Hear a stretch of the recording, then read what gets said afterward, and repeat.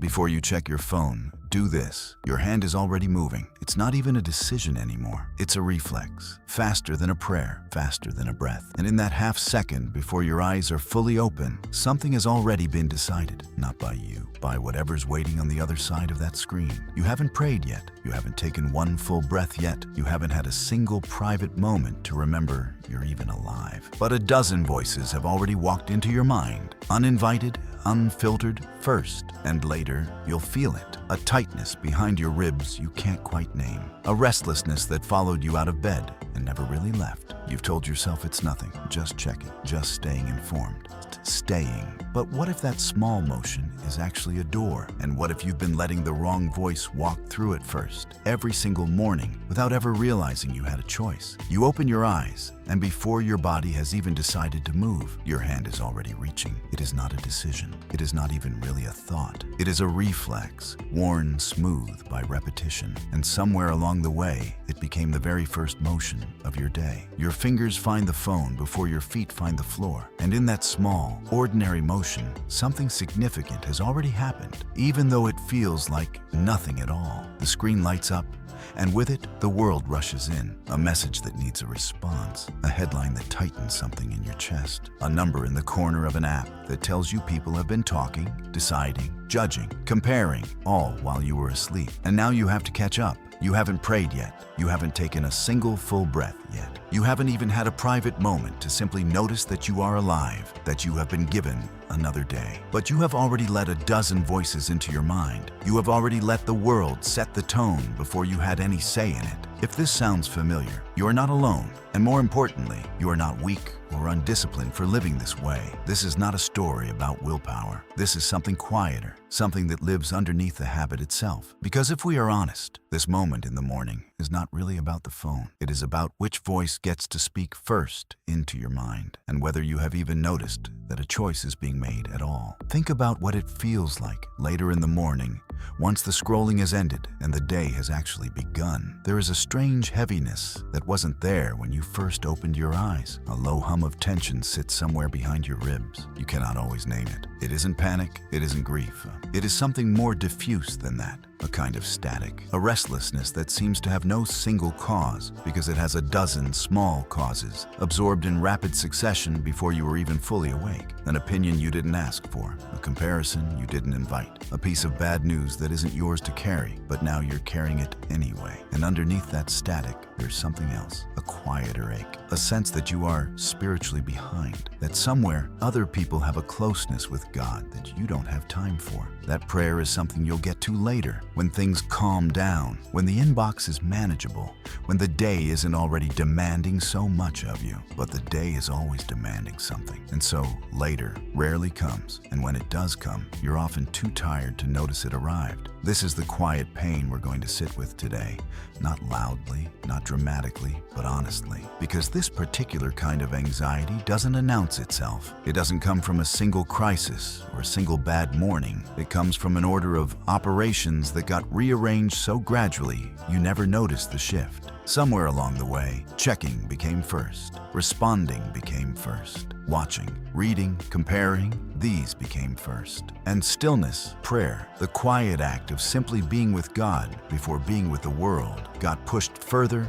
and further back until it became something you meant to do rather than something you actually did. Here is the question worth sitting with, the one we'll spend this time exploring together. Not, how do I have more discipline? Because discipline alone rarely fixes what is actually a matter of the heart. The real question is this, whose voice gets to speak into your mind first? Because whatever speaks first tends to set the posture for everything that follows. If noise speaks first, you meet the day already reactive, already slightly behind, already absorbing tension before you've had the chance to receive peace. And if that happens morning after morning, it stops feeling like an event. It starts feeling like your personality. You start to believe you are simply an anxious person, a distracted person, a person who struggles to feel close to God. But what if that isn't a fixed identity at all? What if it is simply the natural result of an order that quietly got flipped, one notification at a time? You may be thinking, I don't have time to slow down in the morning. There's too much to do.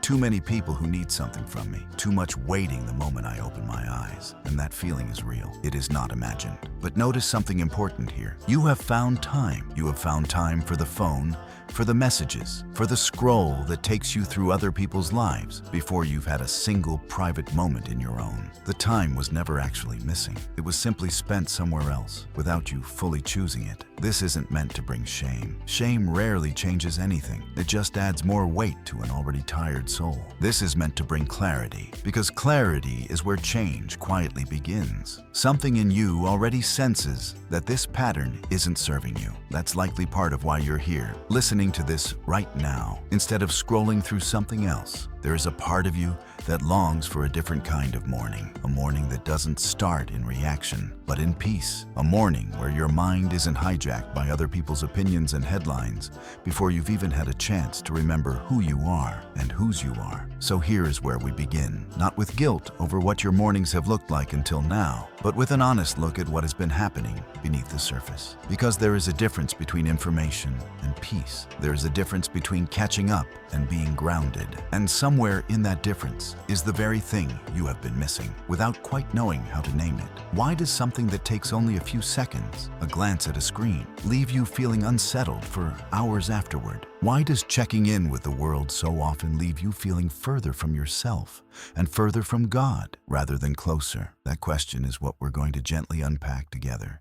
Not all at once, but slowly, the way real understanding tends to come. And as we do, something in the way you begin your mornings may start to shift, not through force, but through seeing clearly, perhaps for the first time, what has actually been happening in that first quiet moment of every day. Let's slow down for a moment and look honestly at what actually happens in your mind during those first minutes with a screen in your hand. It can feel like a small, harmless thing, just checking, just staying informed, just making sure nothing urgent needs your attention. But if you pay close attention to how you feel afterward, you'll notice something worth naming. Scrolling doesn't simply inform you, it reorganizes you. It takes the calm, unformed openness of a mind just waking up, and it fills that openness with fragments. A stranger's opinion, a comparison you didn't ask to make, a piece of news that isn't yours to carry, a reminder of everything still undone. None of these fragments are necessarily false or dangerous on their own. But together, delivered all at once, before your soul has had a chance to settle, they do something quiet and significant. They hand over the very first impression of the day to something outside of you. This is worth sitting with because most of us have never thought of it this way. We think of checking the phone as a neutral act, something we do rather than something that is done to us. But consider what is actually happening. In that first moment, your mind is unusually soft. It hasn't yet built its defenses for the day. It hasn't yet decided what matters and what doesn't. It is, in a very real sense, wide open. And whatever enters first tends to shape the posture of everything that follows. If what enters first is comparison, you begin the day quietly measuring yourself against someone else's life, someone else's body, someone else's success, someone else's peace, a peace that, ironically, they may not even have, but that you now believe they do. If what enters first is bad news, your body responds before your mind has even caught up, releasing tension you didn't consciously choose to carry. If what enters first is a message demanding a response, you begin the day in a posture of obligation rather than presence. None of this means information itself is the enemy. Staying aware of the world is not wrong. But there is an important difference between being informed and being at peace. And it's a difference many of us have quietly stopped noticing. Being informed means you know what is happening. Being at peace means you are anchored regardless of what is happening. And here is the truth that's easy to miss. You can be fully informed and still deeply unsettled because information was never designed to give your soul rest. It was never meant to be the first voice you hear. It can be a voice you hear, but not the first one. This is where a common misunderstanding quietly does its damage. Many of us believe that if we just check quickly enough, efficiently enough, we can get the information out of the way and then move on to something calmer, something more spiritual, more centered. But that's not usually how it works, is it? The scrolling rarely stays contained to 2 minutes. One thing leads to another. A message leads to a reply, which leads leads to another notification, which leads to another headline. And somewhere in that chain, 20 minutes have passed, and your mind is now busy, cluttered, and reactive in ways it wasn't when you first opened your eyes. What was meant to be brief becomes the actual shape of your morning, and once that shape is set, it's very hard to unset it. The tone has already been decided. Here is something important to understand about anxiety, especially the quiet, low-grade kind so many people carry without ever being able to point to a single cause. It often doesn't enter through catastrophe. It enters through accumulation, a small comparison here, a vague sense of not measuring up there, a headline that plants worry about a future you have no control over, a message that quietly implies you should be doing more, achieving more, responding faster. None of these things, on their own, would be enough to overwhelm you. But stacked together, absorbed in rapid succession before your soul has had time to root itself in anything solid, they create exactly the kind of restlessness you may have felt for years without knowing where it came from. This is why the phone, in this context, is not a neutral object. It is a doorway. And like any doorway, what matters most is not the doorway itself, but what you allow to walk through it first. A door isn't inherently good or bad. It simply grants access. The question worth asking isn't whether phones or technology are wrong. They aren't. The question is what you are allowing to have first access to your mind, your emotions, your sense of who you are, and what today is going to require of you. Right now, for many people, that first access belongs to algorithms designed to capture attention, to strangers whose opinions were never meant to shape your identity, to information that was never meant to be the foundation your day stands on. So here is the deeper truth beginning to surface, one we'll keep building on as we go. Peace was never meant to be something you find after you've caught up. It was meant to be something you carry into the catching up. But that only becomes possible if peace is given the first place rather than the last. Right now, for most of us, it's the opposite. We seek information first and peace later, hoping that once we've resolved the uncertainty, once we've read enough, responded enough, understood enough, calm will finally arrive. But calm rarely arrives that way. It isn't found at the end of enough scrolling. It has to be received before the noise begins, or it tends to get buried underneath it. This raises the very question we are circling closer to, the one that will shape everything we explore in the next part of this journey. If the mind is this open, this impressionable in those first waking moments, and if the voice that enters first shapes the posture of everything that follows, then what does it actually mean that God is often described as feeling distant or silent, especially in the mornings, especially when life feels overwhelming? Is he truly silent? Or has he simply been standing at a door that got filled with something else, moments before he was ever given the chance to speak? Let's stay with that question for a moment, because it touches something deeper than habit. Is God actually silent? Or has he simply been crowded out? This is worth sitting with, honestly, because many people carry a quiet belief that God has gone distant, that prayer feels empty, that the Bible feels dry, that faith itself feels harder to access than it used to. And when that belief settles in, it's easy to interpret it as spiritual failure, as though something is wrong with your faith, or worse, wrong with you. But before accepting that conclusion, it's worth asking a more honest question. Has God actually gone quiet? Or has the noise around him simply gotten louder until his voice, which was never loud to begin with, became harder to notice? This brings us to the real conflict underneath everything we've been exploring, the quiet tension between habit and intention, between what you actually do each morning and what you truly want your mornings to be. Almost no one wakes up intending to feel anxious. No one decides, I will let comparison shape my mood today. No one consciously chooses distance from God. And yet, morning after morning, the same pattern repeats, not because you want it to, but because habit is powerful in a way intention alone rarely overcomes. Habit doesn't ask for permission, it simply moves, the same way your hand reaches for the phone before your mind has even fully arrived in the day. Here is where a deeper confusion tends to hide, one that's worth naming clearly, because naming it is often the first step toward untangling it. Many of us believe we don't have time for God. It feels true. Mornings are rushed, responsibilities are waiting, and the idea of sitting quietly with God can feel like a luxury reserved for people whose lives are somehow less demanding than yours. But look again. at what we uncovered a moment ago. You have found time for messages, time for headlines, time for comparison, time for information that more often than not leaves you more unsettled rather than more equipped. The time was never truly absent. It was simply given to something else first, quietly, without ever being consciously chosen. This is not a small distinction. It reveals something significant about how we've come to measure what matters. We've quietly confused urgency with importance. Urgency is loud. It demands to be addressed right now. A notification feels urgent. A message feels urgent. A headline feels urgent because it's designed to feel that way. But urgency and importance are not the same thing. Even though they often wear the same expression, something can feel deeply urgent and carry almost no lasting significance. And something can feel entirely unurgent, like a few quiet minutes with God, while carrying more weight for your life than anything else you'll do that day. The tragedy isn't that we're busy. The tragedy is that we've let the loudest voice each morning determine what matters instead of the truest one. This is precisely the pattern we see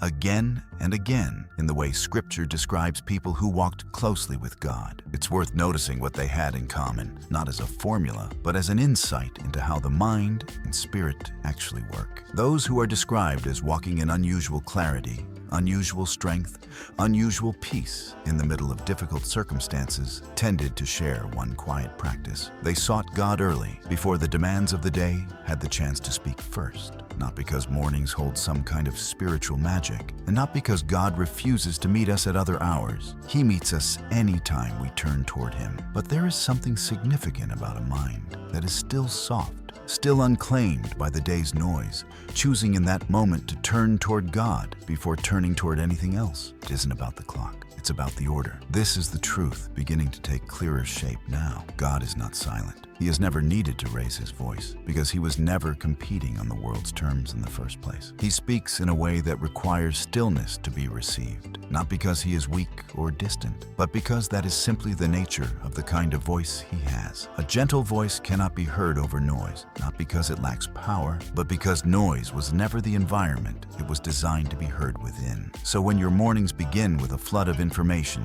opinions, and urgency, it isn't that God has gone quiet. It's that the space where His voice is usually received has already been filled with something else, moments before He was given the chance to speak into it. This reframes the entire tension. It is no longer, why does God feel absent from my life? It becomes, what have I unknowingly allowed to occupy the space where His presence is usually felt? That is a very different question and a far more hopeful one, because absence cannot always be changed.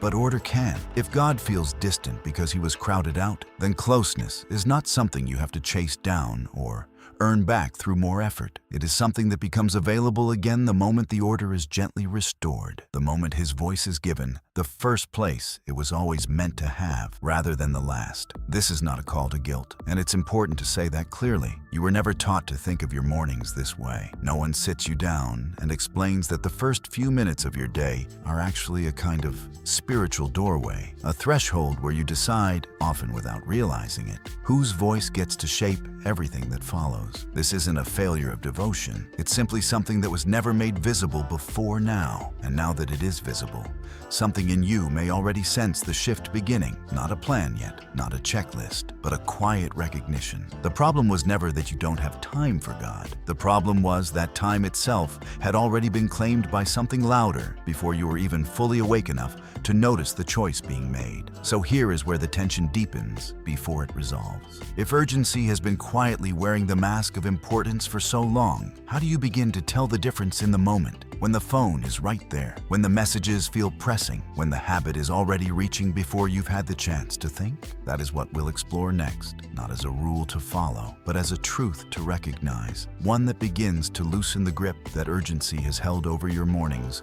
for far longer than you realized. There is a fear underneath this habit that rarely gets named out loud, and it's worth bringing into the light because unnamed fears tend to have more power over us than the ones we can actually see clearly. The fear is simple, and it sounds something like this: if I stop even for a few minutes, I will fall behind. Behind on messages, behind on news, behind on whatever conversation is happening without me. There is a quiet, persistent belief that stillness comes at a cost, that the moment you turn your attention away from the noise, something important might slip past you, something you'll regret missing. So you keep checking, not because you enjoy it, but because some part of you believes that stopping is a risk you can't afford to take. This fear feels reasonable on the surface. We live in a world that moves quickly, where information spreads instantly, where being in the know can feel like a form of safety. But it's worth asking a quieter, more honest question beneath that fear. What are you actually afraid of missing? Is it something that will meaningfully change your life,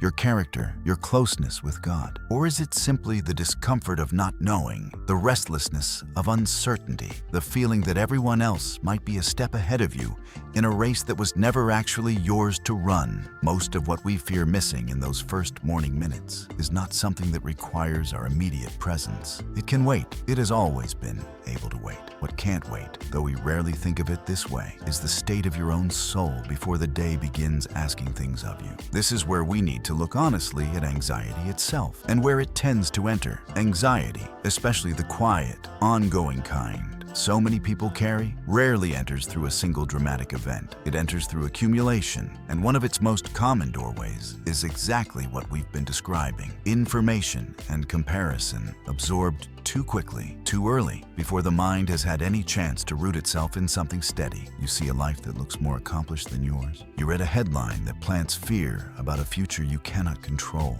You receive a message that implies you should already be further along, already responding faster, already doing more. Each of these, on its own, seems small, but they don't stay small. They accumulate quietly, morning after morning, until the low hum of anxiety you carry through your day no longer feels like it has a cause. It just feels like who you are. This is precisely why it's worth returning to the idea of the phone as a doorway rather than a neutral object. A doorway doesn't create what walks through it, but it does determine what gets access. And here is the deeper truth this reveals. The phone, in that first vulnerable moment of the morning, is not simply delivering information. It is delivering a version of reality, curated and amplified, that competes directly with God's voice for the first authority in your mind. This is not a small thing. Whatever earns first authority tends to interpret everything else that follows. If a headline about instability enters first, you begin interpreting your entire day through a lens of low-grade threat. If comparison enters first, you begin interpreting your worth through the lens of what you lack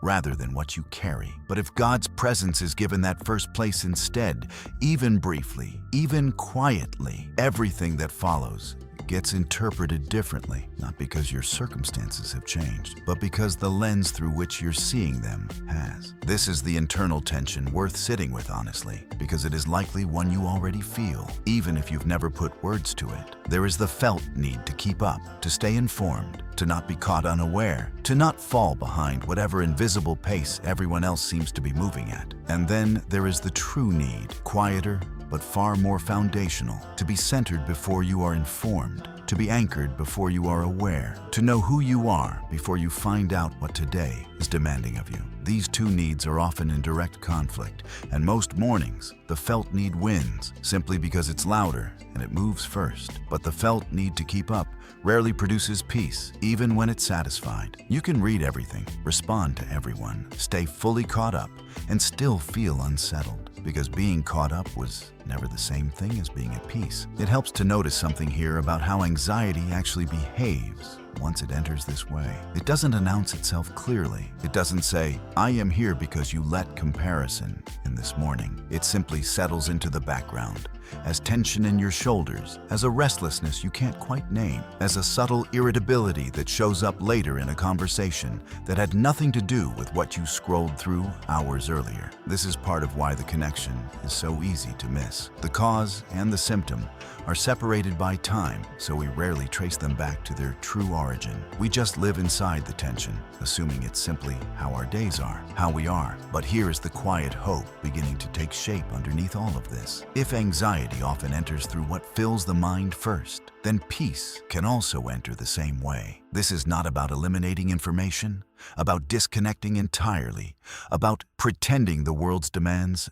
don't exist. It's about recognizing that you have far more say over what gets first access to your mind than you've been living as though you do. The fear that stillness will cost you something real rarely holds up under honest examination. What it actually costs you is a few minutes of catching up that could easily happen a little later, with a mind that is already anchored rather than already anxious. And what it gives you in exchange is the very thing you've likely been missing without knowing how to name it. A starting point rooted in something steadier than the news, steadier than comparison, steadier than the demands of people who, however important they are to you, were never meant to be the first voice shaping your day. So the question becomes less about whether you have time, because we've already seen that you do, and more about what it would actually look like to give that first sliver of time back to stillness, back to God, before it gets claimed by everything else. What would it look like, not in theory, but in practice, to let the first voice you hear each morning be one that brings peace rather than pressure? That is where we're headed next, because understanding this shift matters, but it only becomes real when it moves from insight into something you can actually live. Let's begin to look honestly at waiting and stillness. It's because for many people, these words carry a quiet negative weight without anyone ever intending them to. Waiting often feels like wasted time, like something is being withheld, like life is on pause while everyone else keeps moving forward. Stillness can feel similar, passive, unproductive, almost indulgent in a world that measures worth by output. But it's worth pausing to ask whether these feelings are actually true, or whether they're simply the interpretation we've inherited from a pace of life that rarely values anything it cannot immediately measure. Consider what stillness actually is. Beneath the discomfort it can bring, it is not the absence of movement. It is a different kind of movement, one that happens beneath the surface, in the parts of you that don't show up on a to-do list. When you sit quietly before God, nothing visible may seem to be happening. No messages are being answered, no tasks are being completed, but something is happening. Your mind is being given the chance to settle before it's asked to perform. Your spirit is being given the chance to remember who it belongs to before the day tries to tell you who you need to be. This is not wasted time. This is foundational time, the kind that determines how steady or how scattered everything built afterward will be. This is where the deeper truth we've been building toward comes into full focus. What fills your mind first doesn't just start your day. It governs how you interpret everything that happens within it. Think about the last time something difficult happened. Unexpectedly, in the middle of an already overwhelmed morning, a hard email, a delayed answer to something you'd been hoping for, an offhand comment from someone that landed harder than it should have. Notice how differently that same difficulty feels depending on what your mind was carrying before it happened. If your morning began in scattered anxiety, that difficulty tends to land like confirmation. See, this is how things go. This is why I can't relax. But if your morning began in stillness, in a few honest minutes with God, that same difficulty tends to land differently. It's still hard. It still costs something, but it doesn't carry the same weight of catastrophe because you met it from a place that was already anchored rather than a place that was already unsteady. This is what waiting on God is actually doing, even when it doesn't feel like it's doing anything at all. It isn't delay for its own sake. It isn't God making you sit in discomfort simply to test your patience. It is formation happening quietly beneath what you can see. The same way roots grow beneath soil, long before anything visible appears above ground. A tree does not resent the season before its leaves appear. It simply grows in the way growth actually happens, slowly, invisibly, faithfully, until what was happening underground becomes what's visible above it. Your mornings can work the same way. The few minutes you give to stillness may not feel productive by the world's measure, but they are doing something no scroll through headlines or messages could ever do. They are rooting you so that whatever the day brings, you are not easily shaken by it. So let's move from insight into something practical, something you can actually hold on to, because understanding this shift matters, but only if it becomes something real in your hands. What would it look like to give God the first moment of your day rather than the last available scrap of it? It does not require an hour. It does not require a perfect routine or the right words or a feeling of spiritual readiness before you begin. It can be as simple as this. Before your hand reaches for the phone, let it rest for a moment instead. Not because the phone is evil, but but because that small pause is itself an act of reclaiming the doorway, deciding consciously what gets first access rather than letting habit decide for you. In that pause, even before words come, there is already a shift happening because you have interrupted the reflex. And interruption is often where change quietly begins. From there, it can be as simple as 5 honest minutes, not 5 minutes of trying to feel a certain way, not 5 minutes of forcing emotion or performing devotion, but 5 minutes of surrender, acknowledging to God that you are here, that today is coming, whether you feel ready or not, and that you would rather meet it with Him than without Him. This might look like a few sentences spoken quietly, even in your mind, before your feet touch the floor. It might look like sitting on the edge of the bed for a moment in silence, simply letting your body catch up to the fact that a new day has arrived. It might look like reading a single line of scripture, not to analyze it, but to let it be the first thought your mind receives, before comparison or urgency or anyone else's opinion gets the chance to arrive first. What matters here is not the exact form this takes, because that will look different depending on your life, your rhythms, your season. What matters is the order. 5 minutes of surrender before the scrolling begins is not about achieving some spiritual milestone. It's about giving God what has quietly,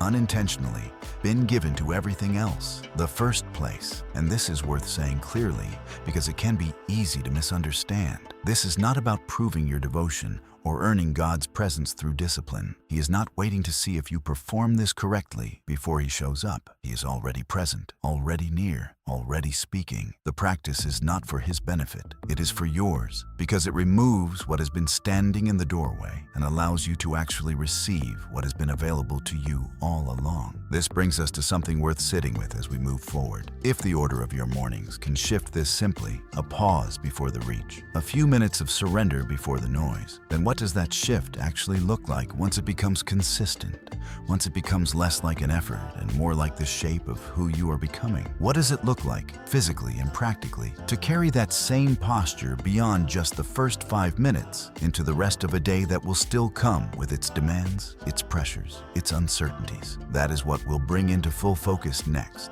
Because understanding the first moment matters deeply, but it's only the doorway. What waits on the other side of it is the life this shift is actually meant to lead you toward. Let's bring this into something you can actually hold in your hands, because insight without practice tends to fade by the time real life arrives. The shift we've been describing doesn't need to be complicated, and it doesn't need to look impressive. In fact, the simplicity of it is part of what makes it sustainable. This isn't about adding another demanding task to an already full life. It's about reordering something you're already doing so that what comes first actually serves you rather than quietly working against you. Start with the pause itself, because that single moment carries more weight than it seems to. Before your hand reaches for the phone, let there be a breath, just one. Not a performed, dramatic breath, but an honest one. The kind that reminds your body you are allowed to arrive slowly into a day rather than being yanked into it. In that breath, something important happens. You interrupt the reflex. You create a small gap between waking and reacting. And in that gap,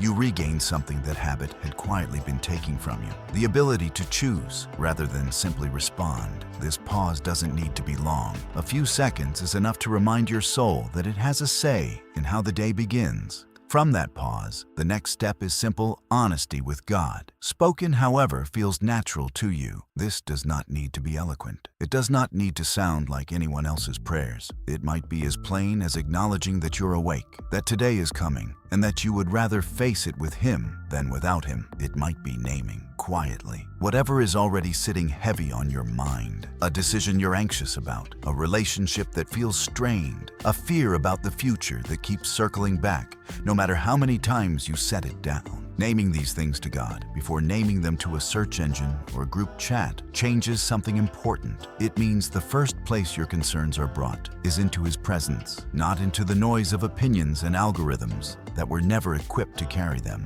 If it helps to have something to anchor this time, a single line of scripture can serve as a steady starting point, not to analyze or study deeply in that moment, but simply to let it be the first real thought your mind receives. You don't need a long passage. Even a phrase held quietly in your mind, a reminder that you are not alone, that God has not changed, that His presence does not depend on how put together your morning feels, can be enough to set an entirely different tone than a headline would. The goal is not information. The goal is orientation. You are reminding yourself, before the world has the chance to tell you otherwise, whose voice actually holds authority over your day. This entire practice might take 5 minutes. It might take 3. Some mornings it might stretch longer, and other mornings, when life is especially demanding, it might be as brief as a single sentence spoken honestly before your feet hit the floor. What matters is not duration. What matters is order. You are not trying to outperform your old habits with a longer, more impressive new one.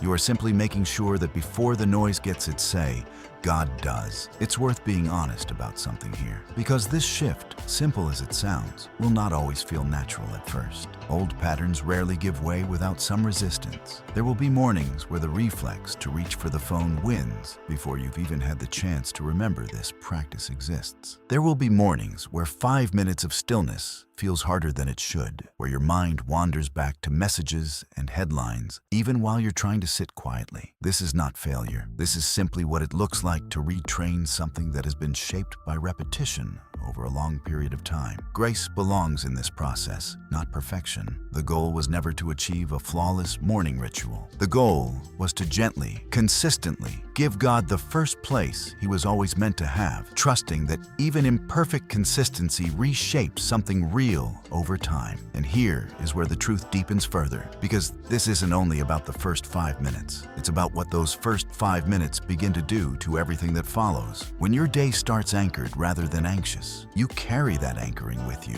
even into moments that have nothing to do with prayer or stillness. A difficult conversation later in the day feels different when you've already been reminded hours earlier that your worth isn't dependent on how it goes. An unexpected setback feels different when your baseline going in was peace rather than pressure. You're not eliminating hardship by starting this way. The day still comes with its demands, its uncertainties, its moments that ask more of you than you feel you have to give. But you meet those moments from a different place, not scattered, reaching for stability in the middle of chaos, but already centered, because centering happened before chaos ever had the chance to speak first. This is the turning point quietly forming underneath everything we've explored. Peace was never found in catching up faster. It was never found in being more informed, more responsive, more prepared than everyone else. It is found in slowing down first, in letting stillness come before urgency, in trusting that the world's demands will still be there in 5 minutes. But your soul's need for God's voice cannot wait that long without cost. Stillness, once you begin to practice it this way, stops feeling like weakness or inefficiency.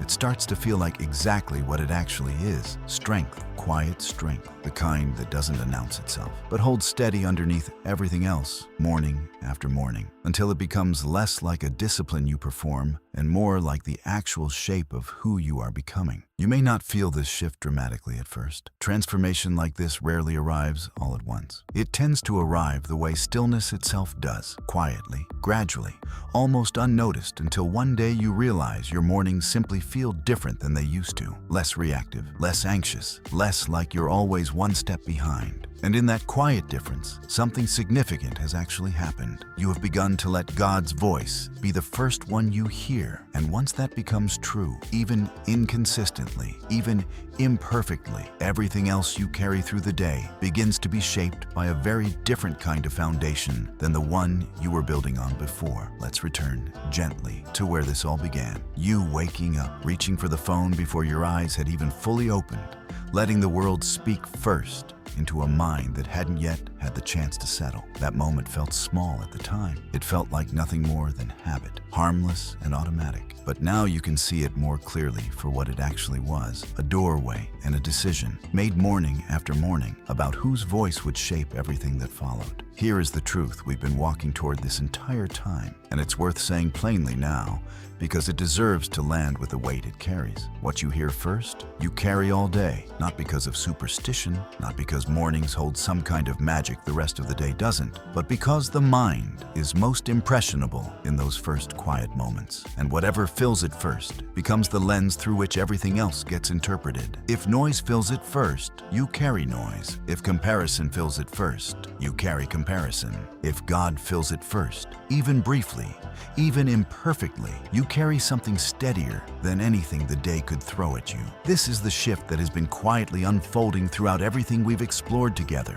Not a call to more discipline for its own sake, not a demand for a flawless routine, but an invitation to reorder something you already had within reach the entire time. You were never actually missing the time. You were simply giving it, unknowingly, to something that could never provide what your soul was truly asking for. And now that this has become visible, something in you already knows it doesn't have to stay that way. Think back to the fear we named earlier. The quiet belief that stopping, even for a few minutes, would mean falling behind. That fear feels reasonable in a world built on speed and immediacy. But you've seen now that it doesn't hold up under honest examination. What you risk missing in 5 minutes of stillness is rarely something urgent in any way that truly matters. What you gain instead is a foundation steady enough to meet whatever that day actually requires of you. This is the trade that fear rarely tells you about. That slowing down first isn't a loss of time. It's the very thing that makes the rest of your time usable, clear, and centered rather than scattered and reactive. And this brings us to the deeper resolution beneath the practical shift. God was never silent. He was never distant. He was simply waiting at a door that, morning after morning, had already been filled with something else before he was given the chance to speak. That is not a condemnation. It's an invitation, because a door that has been crowded can also be cleared. Closeness with God was never something you had to chase down through more effort or more discipline. It becomes available again the moment you choose, even briefly, to give him the first place he was always meant to have. So picture for a moment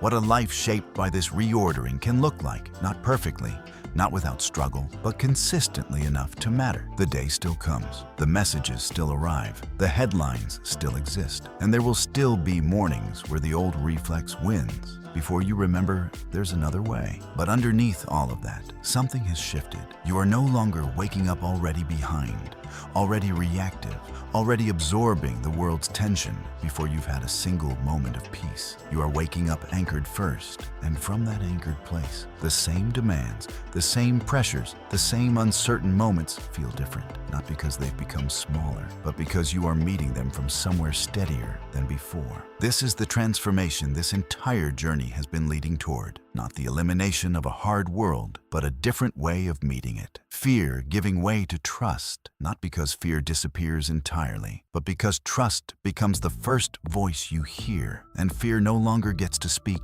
uncontested. Confusion giving way to clarity, not because every question in your life gets answered, but because you're no longer trying to find your footing in the middle of noise. Heaviness giving way to peace, not the peace of a life without difficulty, but the peace of a soul that has learned where to stand before the difficulty arrives. If there's one thing worth carrying with you from everything we've walked through together, let it be this. You do not need a perfect morning. You do not need an hour of silence, or the right words, or spiritual readiness you don't yet feel. You simply need to give God the first place, even in something as small as a pause before your hand reaches for the phone, even in something as brief as a few honest words spoken before your feet touch the floor. That small reordering is enough to begin something real, something that grows quietly beneath the surface, until one day you notice your mornings simply feel different than they used to. What you hear first, you carry all day. Let it be God's voice. If this spoke to something in you, consider letting us know in the comments what your mornings have looked like and what this shift might look like for you. If you'd like more reflections like this one, consider subscribing. And if you know someone carrying the same quiet weight you once carried, this might be worth sharing with them too.